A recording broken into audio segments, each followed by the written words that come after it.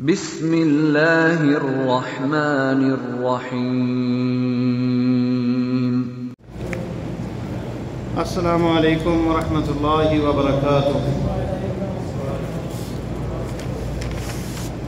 الحمد للہ وحدہ والصلاة والسلام علی من لا نبی بعدہ، اما بعد،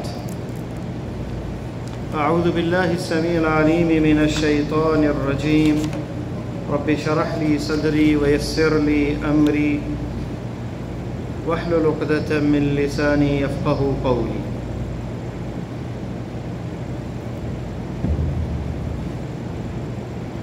پچھلا ہفتہ جو ہے میٹنگ تھی ہماری دفتر میں، پروگرام نہیں ہو سکا، اس کی معذرت۔ اچانک مجھے انہوں نے بتایا عصر کے وقت، تو ہوٹل والوں کو بھی فون کیا کہ پروگرام نہیں ہوگا۔ اور دوسری آپ سے ایک اور گزارش یہ ہے کہ اب ہوٹل چینج ہو گیا ہے، میزان کا جو مطعم یمامہ ہے وہاں سے آپ کھانا لیں۔ یہ پرچی کہاں دینی ہے؟ وہ آخری ہوٹل جو ہے یمامہ، یہاں نہیں۔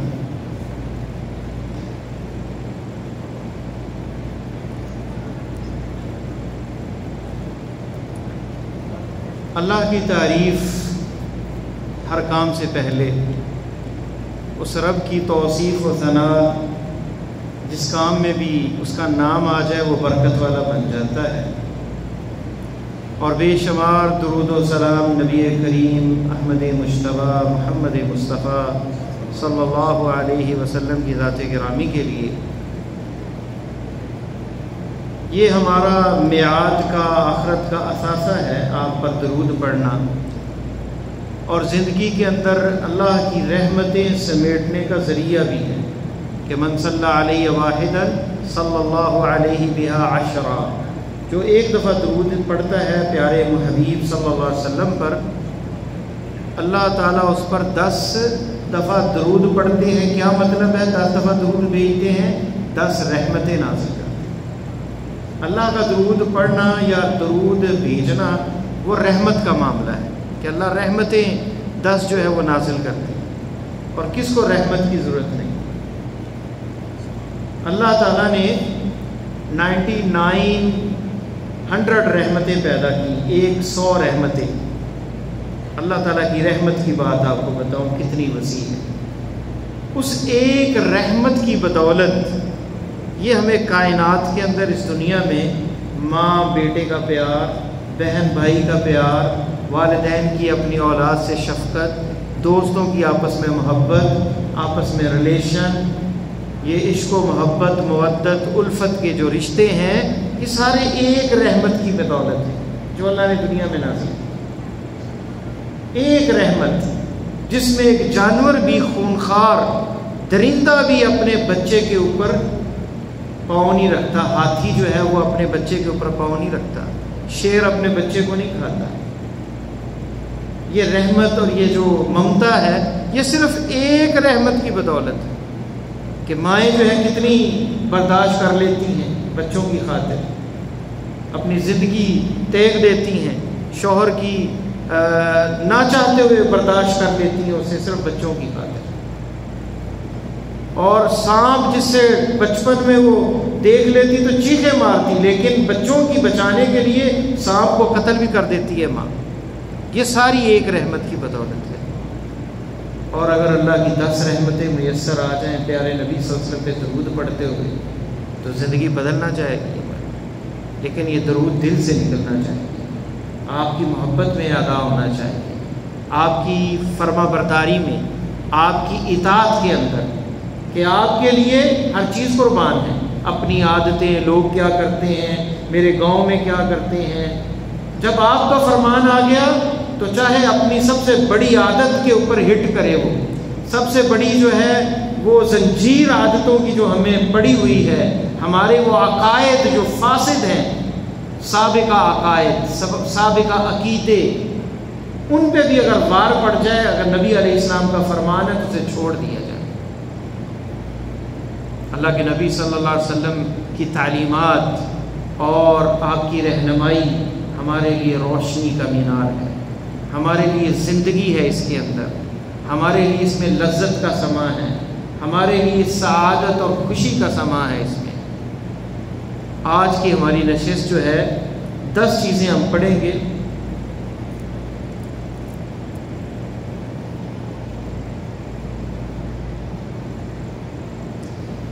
ہم چیزیں پڑھیں گے جو کہ ہماری کامیابی، ہماری کامرانی، ہماری نجات کا ذریعہ بننے والی ہے۔ وہ 10 پوائنٹ اپنے ذہنوں میں یاد رکھیں، نقش کر لیں۔ اگر آپ اسے اپنی زندگی میں اپنا نصب العین بنا لیں گے تو کامیابی، کامرانی آپ کے ہمکنار ہوگی، آپ ناکام و نامراد نہیں ہوں گے۔ سب سے پہلی جو چیز ہے ہماری زندگی کا مقصد، یہ ہمیں پتہ چل گیا اپنی زندگی کا مقصد، تو ہم کبھی ناکام نہیں ہو سکتے۔ پہلا پوائنٹ یہ کہ ہم کیوں پیدا کیے گئے، ہمیں اللہ نے کیوں اس دنیا میں بھیجا۔ اللہ تعالیٰ قرآن میں فرماتا ہے أَفَحَسِبْتُمْ أَنَّمَا خَلَقْنَاكُمْ عَبَثًا وَأَنَّكُمْ إِلَيْنَا لَا تُرْجَعُونَ، کیا تم یہ گمان کرتے ہو کہ ہم نے تمہیں عبث پیدا کیا، بغیر مقصد کے پیدا کیا، اور تم ہماری طرف لوٹو گے نہیں؟ اور اللہ تعالیٰ نے قرآن میں یہ فرما دیا وَمَا خَلَقْتُ الْجِنَّ وَالْإِنسَ إِلَّا لِيَعْبُدُونَ، ہم نے جنوں اور انسانوں کو نہیں پیدا کیا سوائے اپنی عبادت کے۔ تو اللہ کی عبادت یہ مقصد ہے، اللہ تعالیٰ کی عبادت یہ مقصد ہے۔ تو عبادت کیا ہے؟ عبادت کا کیا مفہوم ہے؟ کیا نماز، روزہ، قرآن پڑھنا، اللہ کا ذکر کرنا بس یہ عبادت ہے؟ نہیں، عبادت کا بڑا وسیع مفہوم ہے۔ عبادت کا مفہوم بہت وسیع ہے۔ عبادت کسے کہتے ہیں؟ عبادت سب سے پہلے تو عبادت کے لیے جو ہے 2 شرطیں، کوئی بھی عبادت ہے قبولیت کے لیے، ایک خالصتاً اللہ کی رضا کے لیے۔ دلیل کیا ہے؟ دلیل نبی علیہ السلام کا یہ فرمان کہ اللہ کے نبی اللہ تعالیٰ فرماتے ہیں کہ جس نے کسی بھی عمل کے ساتھ اشرک معی غیری ترکتہ وشرکہ، جس نے میرے عمل کے ساتھ کسی بھی عمل میں شریک ٹھہرایا میرے ساتھ، میں اس کے عمل کو بھی چھوڑ دیتا ہوں، اس کے شریک کو بھی چھوڑ دیتا ہوں۔ من كان يرجو لقاء ربه فليعمل فمن كان يرجو لقاء ربه فليعمل عملا صالحا ولا يشرك بعبادة ربه احدا، سورہ کاف کی آخری آیات، کہ جو اللہ سے ملاقات کا متمنی ہے، ملنا والا ہر ایک نے ملاقات کرنی ہے، جانا ہے اس دنیا سے، جو اللہ سے ملاقات کا امیدوار ہے فَلْيَعْمَلْ عَمَلًا صَالِحًا، نیک عمل کرے، صالح عمل کرے، وَلَا يُشْرِكْ بِعِبَادَةِ رَبِّهِ، اپنے رب کی عبادت میں کسی کو شریک نہ ٹھہرائے۔ تو عبادت خالصتاً اللہ کی رضا کے لیے ہوگی، نہ دکھلاوے کے لیے، نہ کسی بھی امت کے فرد کے لیے، نہ تو نظر حسین ہوگی اور نہ ہی نظر حسن ہوگی، اور نہ ہی علی مدد ہوگا، نہ ہی عبد القادر جیلانی مدد ہوگا، بلکہ ایک اللہ کی عبادت ہوگی۔ نظر بھی اسی کے لیے، خرچ کرنا ہے تو اسی کے لیے، عبادت کرنی ہے تو صرف اسی کے لیے، جھکنا ہے تو اسی کے سامنے، مانگنا ہے تو اسی سے مانگنا ہے۔ تو اللہ تعالیٰ کے لیے خالص عبادت۔ دوسری شرط ہے کہ اللہ کے نبی صلی اللہ علیہ وسلم کی سنت کے موافق، آپ کی سنت کے مطابق اگر عمل نہیں ہوگا تو وہ قبول نہیں ہوگا۔ ایک بندے نے سوال کیا کہ آپ لوگ میلاد نہیں مناتے، آپ کیوں نہیں میلاد مناتے؟ آپ اللہ کے نبی سے محبت نہیں کرتے؟ پاکستان میں اتنا اہتمام ہوتا ہے، لائٹیں لگائی جاتی ہیں، گلیاں سجائی جاتی ہیں، یہاں سعودی عربیہ میں کہیں نہیں ہمیں کوئی نظر آتا کہ کوئی لائٹیں جلائی ہوں، کوئی اہتمام کیا ہو، یہاں کچھ بھی نہیں۔ پاکستان میں غریب سے غریب ایک گاؤں میں بھی ہزاروں روپے، لاکھوں روپے لگا لیتے ہیں لائٹوں کے اوپر۔ تو آپ لوگوں کو کیا محبت نہیں؟ تو ہم نے انہیں کہا کہ حقیقت یہ ہے کہ ہم محبت کی وجہ سے یہ نہیں کرتے، ہمیں جو روکا ہوا ہے میلاد نہ منانے سے وہ آپ صلی اللہ علیہ وسلم کی محبت نہیں روکا ہوا ہے۔ کہنے لگے وہ کیسے؟ بتائیں ذرا، آپ کی محبت میں تو یہ کرنا چاہیے۔ میں نے ان سے کہا کہ سب سے زیادہ نبی علیہ السلام سے محبت کرنے والے کون تھے؟ آپ سے بھی سوال ہے، کون تھے اللہ کے نبی صلی اللہ علیہ وسلم سے محبت کرنے والے؟ جی صحابہ کرام، اور ان میں سیر فہرست سیدنا ابو بکر صدیق، سیدنا عمر بن الخطاب، عمر فاروق رضی اللہ تعالیٰ عنہ، سیدنا عثمان ابن عفان رضی اللہ تعالیٰ عنہ، سیدنا علی ابن ابی طالب رضی اللہ تعالیٰ عنہ۔ تو رضوان اللہ علیہم اجمعین یہ خلفائے اربع، خلفائے راشدین جنہیں کہا جاتا ہے۔ کیا انہوں نے میلاد منایا؟ کیا اس وقت لائٹیں نہیں تھیں؟ کیا اس وقت یہ دیے نہیں تھے؟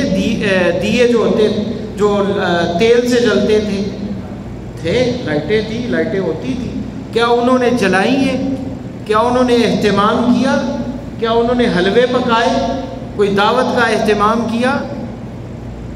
آج جو میلاد کی شکلیں ہیں، خسرے نچائے جاتے ہیں، میوزک بجتا ہے، حلوے چلتے ہیں، اور پورا سال وہ بندہ مسجد میں نظر نہیں آئے گا، لیکن میلاد میں سب سے آگے وہ بیٹھا ہو۔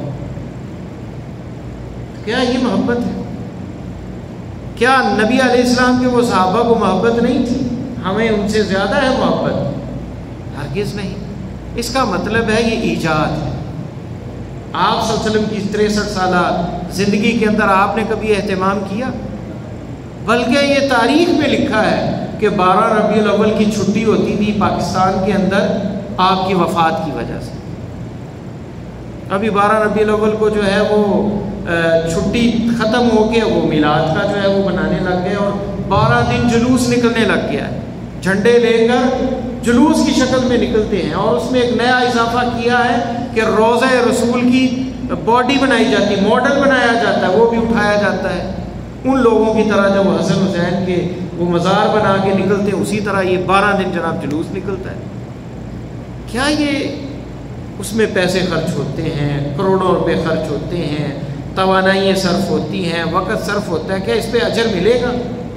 کیا خالصتاً تو ہم مان لیتے ہیں کہ سب کو اللہ کے نبی سے محبت ہے، وہ کرنے والوں کو وہ نیت تو اچھی ہوگی۔ کیا آپ کی سنت کے مطابق ہے؟ کیا آپ نے ایسا کیا؟ صحابہ نے کیا؟ نہیں کیا۔ 3 ہجری کے صدی ہجری کے بعد 4 یا 5ویں میں یہ سلسلہ شروع ہوا، فاطمیوں کے دور میں، جس نے دعویٰ کیا تھا کہ وہ آل فاطمہ سے ہے، آپ کی آل سے ہے، اور عبیدی وہ خلفاء جن کا آپ سے کوئی نسب بھی نہیں تھا، جھوٹے دعوے تھے، اور جھوٹے دعوے محبت کے کرنے والے ایسے کام کرتے ہیں۔ اس نے بہت بڑا میلاد کا اہتمام کیا، کتنے بکرے پکوائے، کتنے حلوے پکوائے، تاکہ لوگوں کو اپنی طرف مائل کرے آپ کی محبت کے نام پہ۔ تو اس کا دین سے کوئی تعلق نہیں، تو لہذا کروڑوں روپے خرچ ہوں گے، لیکن یہ اس معیار پہ، اس ترازو پہ، اس میزان پہ پورا نہیں اترتا۔ یا تو ہم کہیں کہ صحابہ کو محبت نہیں تھی، انہوں نے نہیں منایا، یا پھر یہ کہیں کہ اللہ تعالیٰ نے انہیں بتایا نہیں، نبی علیہ السلام کو بعد میں وحی آئی ہے، دین مکمل نہیں ہوا تھا، اس میں کمی رہ گئی تھی۔ ایسا ہرگز نہیں ہے۔ نبی علیہ السلام کیا کرتے تھے؟ سوموار کا روزہ کیوں رکھتے تھے؟ کہتے تھے اس دن میں پیدا ہوں، تو آپ بھی روزہ رکھیں، ہر سوموار کو رکھیں، سوموار والے دن نبی علیہ السلام پیدا ہو۔ یہ میلاد ہے، اس طریقے سے منائیں۔ ایک مسلمان کو میلاد تو وہ منائے، یہ میلاد آیا کہاں سے؟ یہ عیسائیوں سے آیا۔ عیسیٰ علیہ السلام کی وہ برسی مناتے ہیں، عیسیٰ کی ولادت مناتے ہیں علیہ السلام کی عیسائی لوگ۔ کرسمس، ہیپی میری کرسمس، وہ کہتے ہیں کہ شادی ہوئی نعوذ باللہ وہ مریم اور اللہ تعالیٰ کی، عیسیٰ علیہ السلام کی ولادت ہوئی، تو یہ وہ جملے کہتے ہیں جو کفریہ جملے، ان سے مسلمانوں نے بھی لے لیا کہ ہم بھی اس طرح منائیں، ورنہ اسلام میں تو اس کا کوئی وجود نہیں ہے۔ صحابہ کرام کی، خلفائے راشدین کی زندگی میں کوئی وجود نہیں ہے اس کا۔ تو یہ میزان ہے، اخلاص اور آپ کی سنت کے مطابق دلیل چاہیے، قرآن سے، سنت سے۔ حدیث میں آتا ہے من عمل عملا لیس علیہ امرنا فہو رد، جس نے بھی کوئی ایسا کام کیا جس پر ہمارا کام نہیں، ہمارا حکم نہیں، شریعت میں نہیں، وہ مردود ہوگا، وہ رد ہوگا۔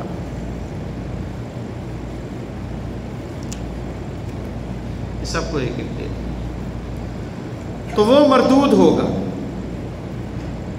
من احدث فی امرنا ھذا ما لیس منہ فہو رد، جس نے نئے کام کا اضافہ کیا۔ اب نئے کام سے کچھ جاہل لوگ کیا کہتے ہیں، یا جناب یہ گھڑی نیا کام ہے، یہ گھڑی جو ہے نا یہ بھی نیا کام ہے، اور موبائل بھی نیا کام ہے، اینک بھی ہے، اور یہ بھی جو ہے وہ مردود ہوگا۔ ہم کہیں گے وہ جاہل انسان، سمجھو احدث فی امرنا، ہمارے دین میں نیکی کی نیت سے جس نے کام کیا کوئی نیا، گاڑی بھی نہیں ہے، سب چیزیں نہیں ہیں، لیکن کیا اس سے اجر، گھڑی کوئی پہنتا ہے کہ اللہ کا اجر ملے گا، اس سے عبادت ہے، یہ چشمہ پہنتا ہے کوئی اللہ کی عبادت کے لیے نہیں، یہ دنیا کے کام ہے۔ لیکن میلاد جو مناتا ہے وہ کس لیے؟ اللہ کے نبی صلی اللہ علیہ وسلم کی محبت میں، اور آپ کی محبت عبادت ہے یا نہیں؟ عبادت ہے۔ کیسے کی جائے محبت؟ جیسے آپ نے بتایا ہے، تو آپ کے طریقے کو ہٹ کے ہم اپنائیں گے تو وہ باطل ہوگا۔ تو سب سے پہلے عبادت، اور عبادت کے لیے دو شرطیں، خالصتاً اللہ کے لیے اور نبی علیہ السلام کی سنت کے مطابق۔ ایک مثال کے ساتھ بات ختم کرتا ہوں اس موضوع پہ، یہ جو عبادت ہے۔ ابو برزہ الاسلمی رضی اللہ تعالیٰ عنہ نے بکری کا ایک جانور قربانی میں، بکری یا بکرا تھا، قربانی کا جانور عید سے پہلے ذبح کر دیا۔ نیت کیا ہے کہ غریب لوگ ہیں، جلدی گوشت ان کے گھروں میں چلا جائے گا۔ کرنے والا کون ہے؟ صحابی رسول۔ نیت پہ شک ہے؟ نہیں۔ آج کے دور میں ہوتے تو شاید وہ پوچھنے والا پوچھ لیتا کہ منع کہاں لکھا ہے جی، آپ نے قربانی کب کی ہے؟ عید کے بعد۔ وہ پوچھتا کہ میں نے پہلے کر لی، منع کہاں لکھا ہے؟ ایسا جاہل انسان، ایسے جاہل انسان پیدا ہو گئے ہیں کہ جب انہیں کسی کام سے روکا جاتے کہتے منع کہاں لکھا ہے۔ اب ہر کام کا منع لے کے آئے۔ عبادت کے لیے دلیل چاہیے، معاملات میں منع کی دلیل چاہیے۔ آپ کے معاملات ہیں، کاروباری معاملات ہیں، کوئی بھی ریلیشن ہے، اس میں منع کی دلیل چاہیے، لیکن عبادت کے لیے دلیل چاہیے۔ عبادت دلیل کے بغیر نہیں ہوتی، تو دلیل تو آپ نے دینی ہے بھائی۔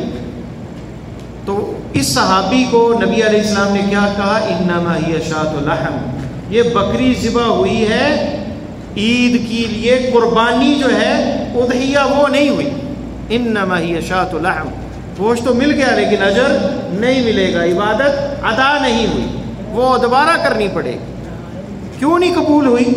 کیونکہ آپ کے طریقے کے مطابق نہیں تھی۔ ایک صحابی آتے ہیں نبی علیہ السلام کو مسجد کے اندر آتے ہیں، نماز پڑھتے ہیں، تیزی سے آ کے آپ کے کہتے ہیں السلام علیکم، سلام کہتے ہیں، فرماتے ارجع فصلی فإنک لم تصلی، جاؤ دوبارہ نماز پڑھو، تم نے نماز نہیں پڑھی۔ ہمارے جیسا ہوتا تو گستاخی والا یہ جملہ کہہ دیتا، آپ کے سامنے تو پڑھ کے آئے ہوں، فوراً کیا ادب تھا، نماز دوبارہ پڑھی، 3 دفعہ پڑھی، پھر آیا اور اللہ کے نبی صلی اللہ علیہ وسلم کو کہا کہ مجھے تو ایسی ہی آتی ہے۔ تو آپ نے انہیں نماز بتائی کہ اس کے اندر اطمینان نہیں تھا۔ کیا ہوتا ہے، رکوع کے اندر گئے، جھٹکا لگایا اور سیدھے کھڑے ہو گئے، اطمینان نہیں۔ سجدے کے اندر گئے، جھٹکا لگایا، درمیان میں صحیح طرح بیٹھے نہیں، دوبارہ سجدے میں چلے گئے، دوبارہ سجدے کے اندر چلے گئے۔ تو یہ رکنوں کے اندر اطمینان نہیں تھا، آپ نے اسے طریقہ بتا دیا، یہ کمی تھی۔ یہ نہیں کہا کہ جو پہلے نمازیں پڑھی ہیں وہ دہراؤ، قضا دو، وہ اللہ معاف کرے گا، لیکن اب پتہ چل گیا ہے آپ کے سامنے، تو اب سے ایسے نماز پڑھ لیں، اب نہیں غلطی کریں۔ تو یہ متواتر حدیث ہے، حدیث کی بڑی کتابوں میں ہے، اور قرآن کے بعد جو درجہ حدیث کا ہے وہ متواتر حدیث کا ہے، سب سے صحیح حدیث ہے۔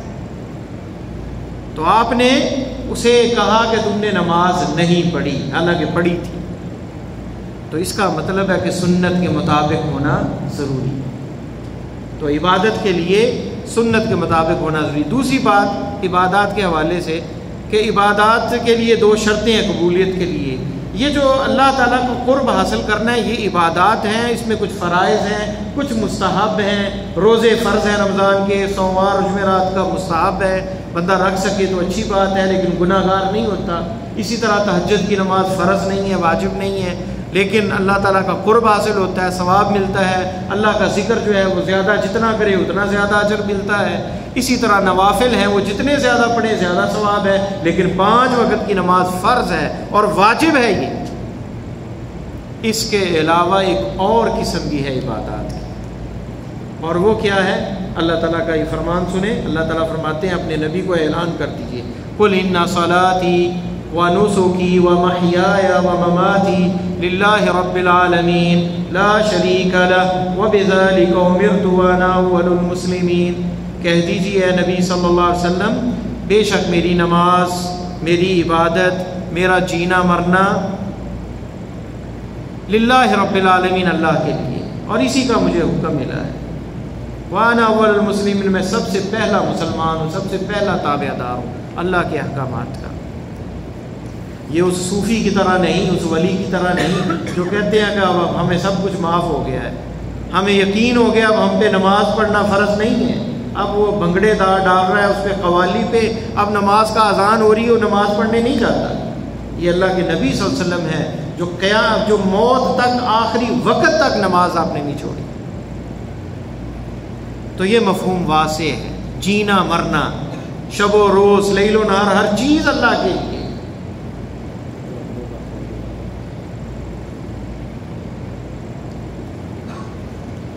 دوبارہ نہیں کسی کا کہنا مجھے،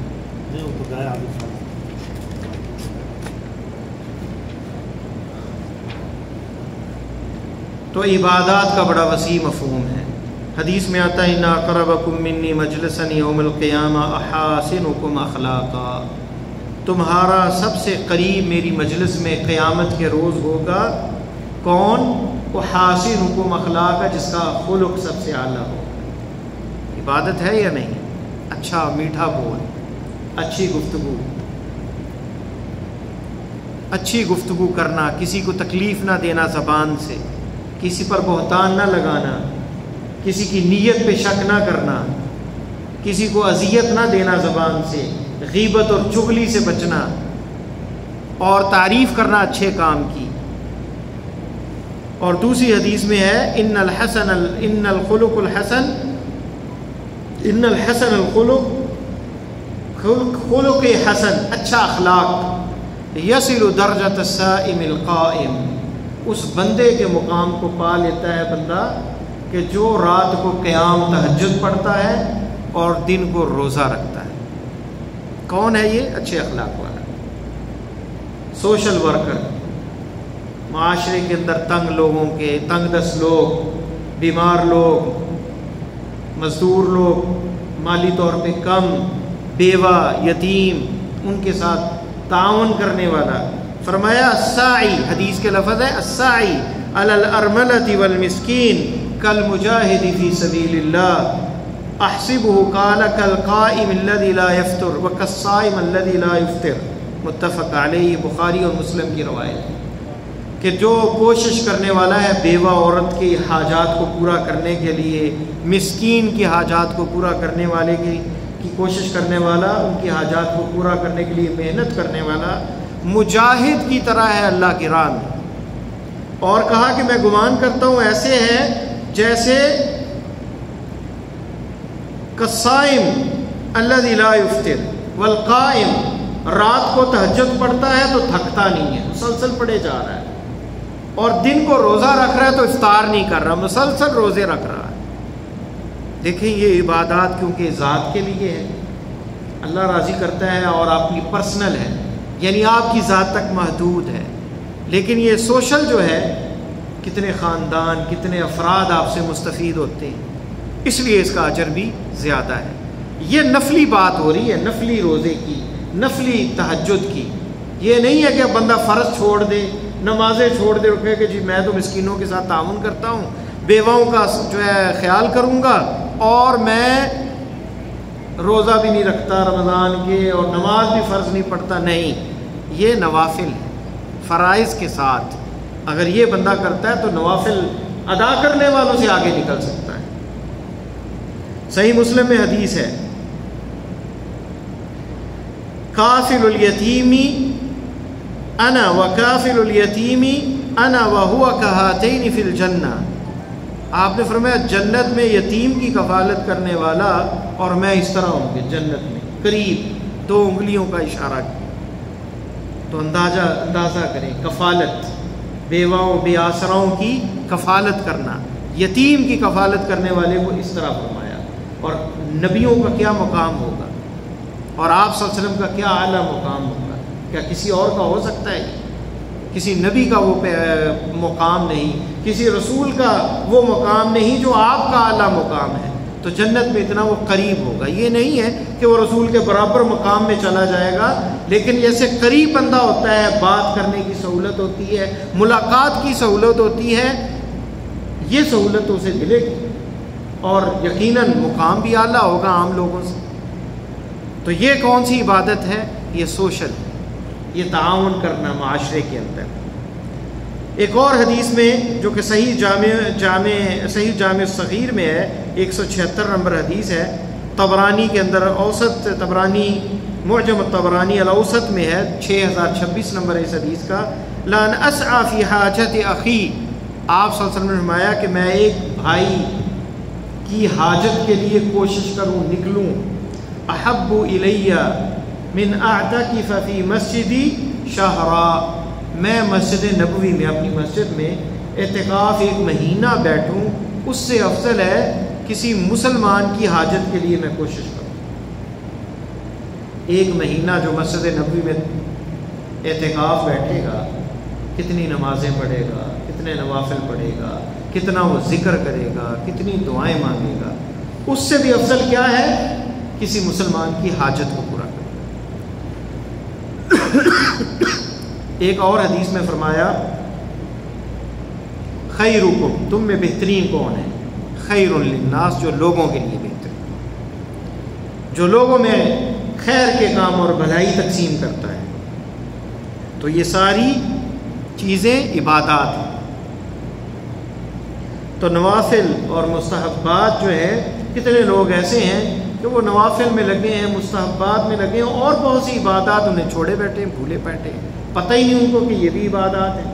تو ساری ہی عبادات میں سے کوئی نہ کوئی نصیب رکھنا چاہیے، تمام میں شرکت کرنی چاہیے۔ اسی طرح اپنا وقت صرف کرنا، کتنے لوگ ہیں مالدار ہوتے ہیں، وقت نہیں دیتے والدین کو، پیسے بڑے خادم ہیں خدمت کے لیے، کھانے بڑے اچھے ہیں، لیکن خود وقت نہیں دیتے، بیٹھتے نہیں اپنے والدین کے ساتھ۔ یہ بہت بڑی زیادتی ہے۔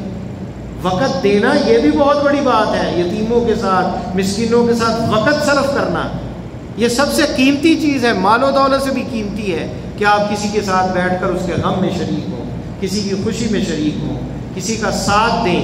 تو وقت کو بھی صرف کیا جا سکتا ہے، جس کے پاس مال نہیں ہو اپنا وقت تو صرف کر سکتا ہے۔ تو یہ پہلا ایک ہدف تھا، پہلی چیز تھی، ہمیں اپنی زندگی میں اپنی مقصد حیات کا پتہ ہونا چاہیے کہ ہم اس دنیا میں کیوں ہیں اور کس لیے پیدا کیے گئے اور ہم نے کیا کرنا ہے۔ اور یقیناً وہ ہدف عبادت ہے، اور عبادات کی آگے بہت سی اقسام جو شریعت نے، پیارے نبی صلی اللہ علیہ وسلم نے بتایا۔ اور سب سے بہترین رہنمائی کرنے والی کیا چیز ہے اس میں؟ اللہ تعالیٰ کی کتاب، قرآن۔ کیا فرمایا اللہ تعالیٰ نے؟ ان ھذا القرآن یہدی للتی ہی اقوم، قرآن بے شک اس طرف رہنمائی دیتا ہے جو سب سے زیادہ سیدھا رستہ ہے، سب سے شاندار رستہ ہے۔ سورہ بقرہ کے بارے میں کیا فرمایا؟ اخذھا البرکہ، اسے لینا، پڑھنا، عمل کرنا برکت ہے، وترکھا حسرہ، اسے چھوڑ دینا حسرت ہے، ندامت ہے۔ ولا یستطیعها البطل، ساحر، جادوگر، حاسد، اس کا توڑ نہیں ہے ان کے پاس، جو پڑھتا ہے حفاظت میں ہے۔ تو کتنا شاندار 3 جملے آپ نے فرمائے۔ سورہ بقرہ صرف ایک سورت ہے قرآن کی، اور کتنی صورتیں ہیں پورے قرآن میں۔ تو اس کو لینا برکت ہے، عمر میں برکت، کاروبار میں برکت، آپ کے خاندان میں برکت، آپ کے عمل میں برکت، آپ کے بیٹھنے لکھنے پڑھنے میں، بزنس کے اندر، ریلیشن کے اندر، ہر چیز میں برکت۔ تو کتنا شاندار ہے۔ سورہ بقرہ ہی بندہ یاد کر لے اور اٹھتا بیٹھتا پڑھتا رہے۔ تو قرآن جو ہے سب سے سیدھے رستے کی طرف رہنمائی دیتا ہے۔ تو عبادات ہم نے کیسے کرنی ہے؟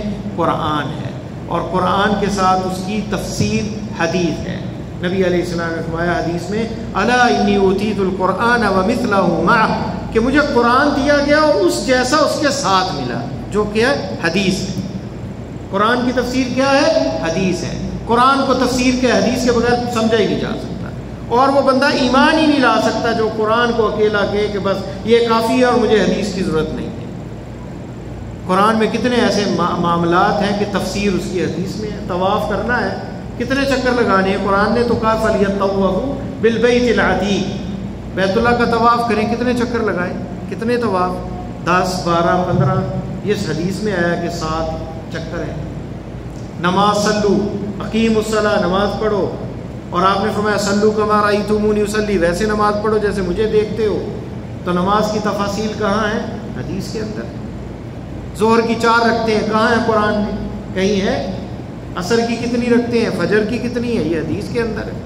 تو قرآن و حدیث، اور ایک حدیث میں فرمایا لن تضلوا ما تمسکتم بہما کتاب اللہ و سنتی، اے لوگوں کبھی گمراہ نہیں ہوگے اگر اللہ کی کتاب کو اور میری سنت کو مضبوطی سے تھامے رہو گے۔ تو پہلی چیز ہے ہمارا ہدف زندگی کا عبادت، اور عبادت اس طریقے سے جو نبی علیہ السلام نے ہمیں بتایا ہے۔ دوسرے پوائنٹ پہ آتے ہیں ہم۔ دوسرا پوائنٹ ہے جسے عربی میں انگلش میں کہتے ہیں ٹٹ فار ٹیٹ، اور یہ ہے ٹپ فار ٹیپ سے، جیسا کرو گے ویسا بھرو گے، جیسا کرو گے ویسا بھرو گے۔ عبدالرزاق نے اپنی مصنف کے اندر معمر سے روایت کی ہے، انہوں نے ایوب سے اور انہوں نے ابو قلابہ سے، کہ رسول اللہ صلی اللہ علیہ وسلم نے فرمایا البر لا یبلا، نیکی جو ہے نا ختم نہیں ہوتی، والاثم لا ینسا، اور گناہ بھولا نہیں جاتا، بلایا نہیں جاتا، والدیان لا یموت، اور اللہ تعالیٰ دین والا وہ مرنے والا نہیں، زندہ رہے گا۔ فکن کما شئت، ایسے ہو جو جیسے تم چاہتے ہو، کما تدین تدان، جیسا کرو گے ویسا کرو۔ یہ حافظ فتح الباری میں کہتے ہیں مرسل ہے، اس کے رجال جو ہیں ثقات۔ مرسل اس حدیث کو کہتے ہیں تابعی کہے کہ اللہ کے رسول نے کہا، اور شیخ البانی نے اسے ضعیف کہا ہے اس حدیث کو، لیکن یہ جملے اور معنی صحیح ہے۔ مالک ابن دینار کہتے ہیں قال مکتوب فی التوراۃ، تورات کے اندر یہ مکتوب تھا، لکھا تھا کما تدین تدان ولا تزرع کما تزرع تحصد، جیسا کرو گے ویسا بھرو گے، جو بو گے کل وہی، جو آج بو گے کل وہی کاٹو گے، جو آج بیجو گے کل وہی کاٹو گے فصل۔ یہ تورات میں بھی لکھا ہے، اسے خطیب بغدادی نے روایت کیا ہے فی اقتضاء کے اندر العلم والعمل، اور قرآن میں اس کے معنی میں بہت سی چیزیں ہیں، اس کے معنی کی تائید کرتی ہیں۔ اللہ تعالیٰ کیا فرماتے ہیں؟ انہوں نے منافقین کہتے تھے انما نحن مستہزئون، ہم تو ان کا مذاق اڑاتے ہیں مسلمانوں کا۔ اللہ نے کیا کہا؟ اللہ یستہزئ بہم، اللہ ان کا مذاق اڑاتا ہے۔ یخدعون، یہ جو ہے دھوکہ دیتے ہیں، فراڈ کرتے ہیں۔ وما یخدعون الا انفسہم، یہ تو دھوکہ اور خداع جو اور غش جو کرتے ہیں، 2 نمبری کرتے ہیں، چیٹ کرتے ہیں، یہ اپنے آپ کو دراصل چیٹ کرتے ہیں۔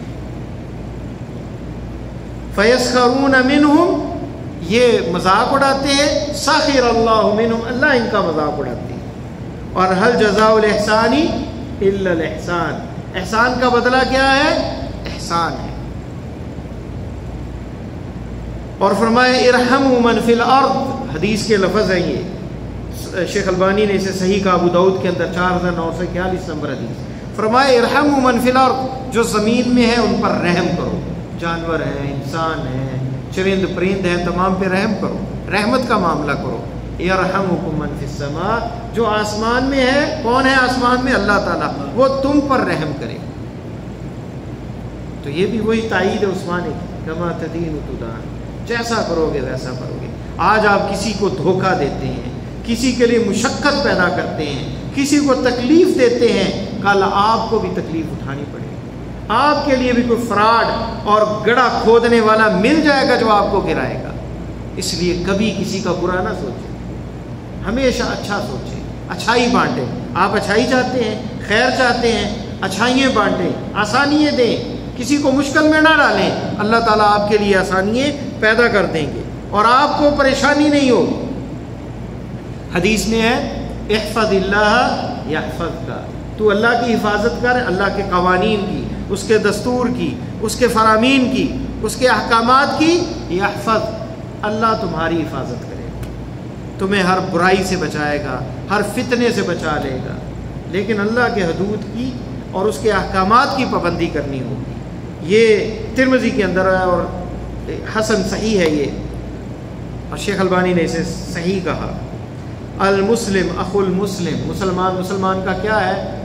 دشمن ہے. آج کل تو ایسے ہی نظر آتا ہے، لوٹنے کے لیے منہ پہ بڑی سمائل اور جیب میں جو ہے نا بغل میں چھری ہے اور منہ پہ بڑا میٹھا بول اور جناب پیچھے سے کاٹا جا رہا ہے اس کو. یہ حال ہے. لیکن آپ نے کیا فرمایا؟ المسلم اخو المسلم، مسلمان مسلمان کا بھائی ہے. لا یظلمہ، اس پر ظلم نہیں کرتا. ولا یسلمہ، اسے دشمن کے سپرد نہیں کرتا. من کان فی حاجت اخیہ، جو کسی مسلمان کی حاجت میں ہے، اس کی پریشانی کے لیے کوشش کر رہا ہے کہ دور ہو جائے، کان اللہ فی حاجتہ، اللہ اس کی پریشانی دور کرتے ہیں. آپ کسی بھائی کی پریشانی دور کرتے ہیں، اللہ آپ کی پریشانی دور کرے گا. ومن من فرج عن مسلم کربا، کوئی مسلمان کی بہت بڑی پریشانی دور کرتا ہے، فرج اللہ عنہ من کرب یوم القیامہ، فرج اللہ عنہ بہا قربا من قرب یوم القیامہ. اللہ تعالیٰ قیامت کے جو کرب کہتے ہیں، کرب اور بلا یعنی بہت زیادہ مصیبت اور جو تکلیف دہ بات ہوتی اسے کرب کہتے ہیں. اللہ تعالیٰ قیامت کے جو پریشانی ہے اس کی دور کرے گا. ومن ستر مسلمن، اور جو ایک مسلمان کی پردہ پوشی کرتا ہے، سترہ اللہ یوم القیامہ، قیامت کے دن جہاں پہلے اور آخری رشتہ دار دوست پورے لوگ ہوں گے، اللہ تعالیٰ اس کی پردہ پوشی کریں گے. آج ہمیں پتہ بھی نہ چلے کسی کا، سنی سنائی جھوٹ ہی پتہ چل جائے، فلاں بندہ یہ کام کر رہا تھا یا فلاں کے ساتھ یہ معاملہ تھا، فوراً نشر کر دیتے ہیں تحقیق سے بھی پہلے، یار فلاں ایسے تھا. میں صرف تمہیں بتا رہا ہوں، آگے نہ کسی کو بتانا. وہ آگے کسی اور کو بتاتا ہے. یہ عورتوں کی عادت ہی مردوں میں آ گئی ہے. میں تمہیں بتا رہا ہوں، کسی اور کو نہ بتانا ہے، اور وہ بات اسی طرح پھیلتی جاتی ہے. اور یہ طریقہ ہے. یہاں دیکھیے کتنے عظیم کلمات آپ نے فرمائے. ہم چاہتے ہیں، کون ہے جو بندہ جو کہے، قسم اٹھا کے کہے کہ اس کا کوئی ایسا معاملہ نہیں کہ لوگ جو اسے شرمندگی ہو. ہر بندہ گناہ گار ہے، یا فرشتے نہیں رہتے اس دنیا میں. تو آپ اگر کسی کو گناہ کرتے دیکھ لیں، اسے تنہائی میں نصیحت کر دیں، لیکن اس کو بھول جائیں، پردہ پوشی ڈالیں. اللہ تعالیٰ آپ کی پردہ پوشی کرے. آپ پردہ کسی کا جو ہے وہ اکھاڑیں گے تو ایک حدیث میں آتا ہے کہ تم گھر کے اندر چھپ کے بیٹھ جاؤ، اللہ تعالیٰ تمہارا وہ پردہ نوچ دے. تو من ستر مسلمن سترہ اللہ یوم القیامہ، اللہ تعالیٰ قیامت کے روز اس کا پردہ پوشی کریں گے. یہ صحیح بخاری اور مسلم میں روایت ہے، 2442 نمبر بخاری میں، صحیح مسلم میں 2580 نمبر. اندازہ کریں، صحیح ترین حدیث ہے. ہم بھول ہی جاتے ہیں. آپ کے فرامین شاید معلومات کے لیے ہیں، پڑھنے کے لیے ہیں، عمل کے لیے ہے ہی نہیں. ان کو اپنی عملی زندگی میں اپنا کے تو دیکھیں. ہمارا معاشرہ کتنا شاندار بن جائے، ماحول کتنا بہترین ہو جائے. کوئی کسی سے نفرت کرنے والا نہیں ملے گا، کوئی کسی کو گالی دینے والا نہیں ملے گا، کوئی کسی کی بے عزتی کرنے والا نہیں ملے گا. جب ایک معاشرے کی طرح اسلامی معاشرہ بن جائے گا، وہ اخوت کا معیار قائم ہو جائے گا کہ ایک انصاری صحابی جو ہے وہ مہاجر کو کہتا ہے کہ یہ میرا مال ہے ٹوٹل، آدھا تم لے لو آدھا میں لے لیتا ہوں، یہ میری 2 بیوی ہیں، جو تمہیں پسند ہے اسے طلاق دیتا ہوں، تم اس سے شادی کر لو اور میرے پاس ایک رہ جائے گی. ایسا اثار کیسے پیدا ہوتا ہے؟ یہ اسلام پیدا کرتا ہے، یہ ایمان پیدا کرتا ہے، یہ آپ صلی اللہ علیہ وسلم کی تعلیمات پیدا کرتی ہیں. اور قرآن نے کہا وَكُنْتُمْ عَلَى شَفَا حُفْرَةٍ مِّنَ النَّارِ فَأَنْقَذَكُم مِّنْهَا، تم ہلاکت کے مہیب گڑھے کے پاس پہنچ چکے تھے، اللہ تعالیٰ نے تمہیں اس سے نجات دی. اور وہ کیسے؟ وہ اسلام کے ذریعے، نبی علیہ السلام کے ذریعے. تو اللہ تعالیٰ اس طرح آپ صلی اللہ علیہ وسلم نے تربیت کی، اور یہ وہ اصول ہمیں بتائے کہ ہم اگر چاہتے ہیں خوشیاں لینا تو خوشیاں بانٹیں، آپ خوش رہنا چاہتے ہیں تو لوگوں میں خوشیاں بانٹیں. آپ آپ نے اپنا جو ہے راستہ خود چننا ہے. اپنے لیے کانٹے بچھانے ہیں اپنے راستے میں یا خوشیوں کے مسرتوں کے پھول بچھانے ہیں، فیصلہ آپ کے ہاتھ میں. یہ نہیں ہو سکتا کہ آپ اپنی چالاکی سے تمام لوگوں کو بیوقوف بنا لیں اور کہیں کہ مجھے کوئی نہیں میرے تک پہنچ سکتا، میں بہت ذہین ہوں، بہت چالاک ہوں. نہیں، ایسا نہیں ہے. یہ اللہ کی طریقے کے خلاف ہے، اللہ کی سنت کے مخالف ہے. دنیا کا ذہین ترین انسان، دنیا کا طاقتور ترین انسان جو ہے اگر لوگوں کے لیے اس طرح کرتا ہے تو خود وہ ذلیل ہوتا ہے کر کے اندر. اور ہماری مثالیں واضح. فرعون دیکھیں کتنا بڑا ظالم اور تکبر کرنے والا، کیسے اللہ نے ذلیل کر دیا اسے. اس نے کہا یہ میرے نیچے نہریں بہتی ہیں، اور اللہ تعالیٰ نے کیا کیا؟ اس کے اوپر سے پانی بہا دیا، غرق کر دیا اسے، اور اس کے جسم کو باہر نکال کے پھینکا اور کائنات کے لیے عبرت بنا دیا. اب بھی اس کی مومی پڑی ہوئی ہے وہ لاش، اور لوگ دیتے ہیں یہ فرعون موسیٰ ہے جو اپنے آپ کو اپنا رب کہتا تھا. تو اللہ تعالیٰ اس کو ذلیل کر دیتے ہیں دنیا کے اندر. اور وہ نمرود نے کہا تھا، تیر چلایا آسمان کی طرف کہ دنیا ہم نے فتح کر لی، اب آسمان میں جو ہے بادشاہ اس کو بھی مار دیا اور اب کوئی ہمارا مقابلہ کرنے والا نہیں. اللہ نے ایک چھوٹی سی مخلوق مچھر اس کے ناک کے ذریعے اس کے دماغ میں چلا گیا. اب اس کو جب حرکت ہوتی ہے تکلیف ہوتی ہے. اس نے دربار میں 2 بندے رکھے جو اس کو جوتے مارتے تھے. جب چوٹ پڑتی سر پہ تو وہ مچھر جو ہے سمٹ جاتا، حرکت نہ کرتا اور اسے سکون مل جاتا. کیسے اللہ تعالیٰ نے 76 جو ہے مروا کے اس کی جان قبض کی اور وہ ذلیل و رسوا کر دیا اس کو. تو جو تکبر اور غرور میں آتا ہے اللہ تعالیٰ اسے ذلیل و رسوا کر دیتے ہیں. نبی علیہ السلام کا یہ فرمان کبھی نہ بھولیں، من تواضع للہ رفعہ اللہ. جو تواضع و عاجزی اختیار کرتا ہے اللہ تعالیٰ اس کو عزتیں اور رفتیں عطا کرتے ہیں. عاجزی اختیار کریں. آپ کو مال مل گیا ہے، آپ کو کوئی کرسی مل گئی ہے، آپ جناب مراقب بن گئے ہیں کسی جگہ پہ، آپ مدیر بن گئے ہیں، تو یہ بھول جائیں گے آپ کے یہ میرے نیچے جو ہے نوکر ہی ہیں، بس یہ انسان ہی نہیں ہے. یہ کبھی نہیں اس طرح کرنا چاہیے، بلکہ سمجھنا چاہیے ہر انسان کی ایک عزت ہے، وقار ہے. وہ کسی کا باپ ہے، کسی کا بھائی ہے، کسی کا بیٹا ہے. یہ سوچیں اور اپنے آپ کو اس کی جگہ پہ رکھیں. آپ جیسے معاملہ کرتے ہیں کسی سے، اپنے آپ کو اس کی جگہ پہ رکھیں. آپ کیسا چاہتے ہیں؟ جیسے حدیث میں آتا ہے، نبی علیہ السلام نے فرمایا لا یؤمن احدکم، تم میں کسی کا ایمان مکمل نہیں ہوتا حتی یحب لاخیہ ما یحب لنفسہ، جب تک وہ پسند نہیں کرتا جو اپنے بھائی کے لیے پسند کرے. جو اپنے لیے پسند کرتا ہے وہی اپنے بھائی کے لیے پسند کرے. آج اچھی چیز ہم لے لیتے ہیں اور نکمی چیز بھائی کو دے دیتے ہیں. جو اپنے لیے پسند کریں وہی دوسروں کے لیے پسند کریں. تو یہ چند گزارشات تھیں. یہ موضوع ٹائم ہمارا بہت تھوڑا تھا، ورنہ اس کو مزید مکمل کرتے ہیں انشاءاللہ. آئندہ درس میں اس کو ہم مکمل کریں گے. تو آج کے درس میں ہم صرف 2 چیزیں پڑھ سکیں.